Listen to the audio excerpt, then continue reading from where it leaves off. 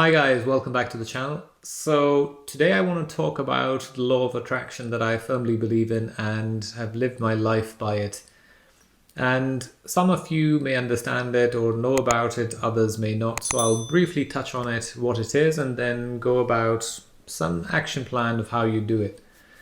So the law of attraction says that we attract what we portray, what we think, what we feel. So whatever we think happens to us. So if you think about negative things happen to you. If you think of positive things happen to you. So that's the law of attraction. Now, breaking it down to the scientific level, we're all made up of atoms and molecules. The atoms and molecules are connected to each other through energy.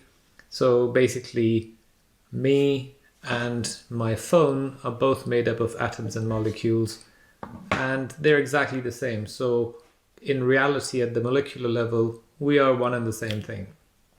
So in effect, this whole universe of everything, material things, living things, non-living things, wood, metal, blah, blah, blah, all of that is connected to each other through this energy between these particles.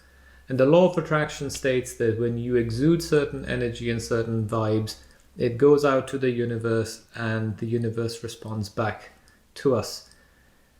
I'm not a religious person, but if you think about all the religions that are out there, they talk about Alpha and Omega, something that was there from the beginning and will be there at the end, and that's God. Energy is the only thing that existed and will exist when everything is gone. Energy is something that you cannot create or destroy, it just is.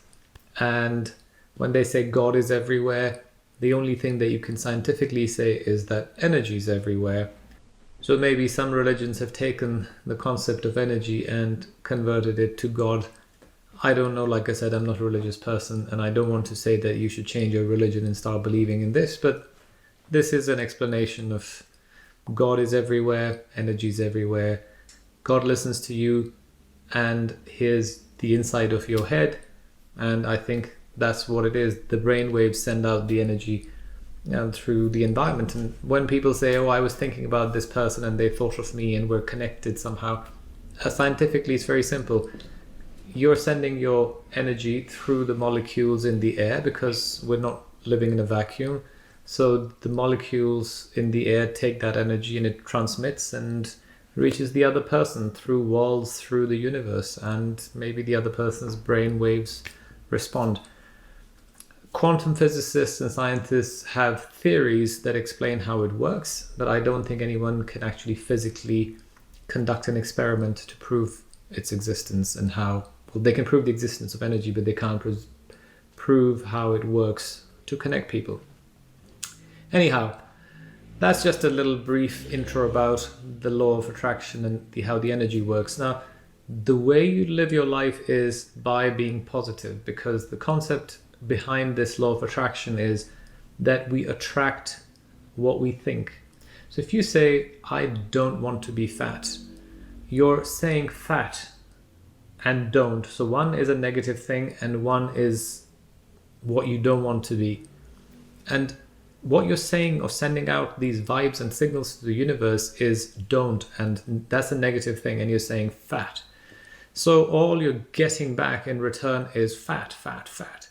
Whereas what you should say, I want to be healthy and slim, or whatever you're asking for. And there is no limit to what you can ask the universe for. You can ask for money, you can ask for material things, you can ask for love, you can ask for beauty. Whatever you ask for, it will give it to you. And those of you who don't believe it, that's okay, but you can do small tests and see that it works. Since I was a young child, I have done certain things that I didn't know I was doing, and that I was using the law of attraction. So for example, I wanted toys at various stages in my childhood that my parents couldn't afford or didn't want to buy me. And I just wished for them to miraculously appear.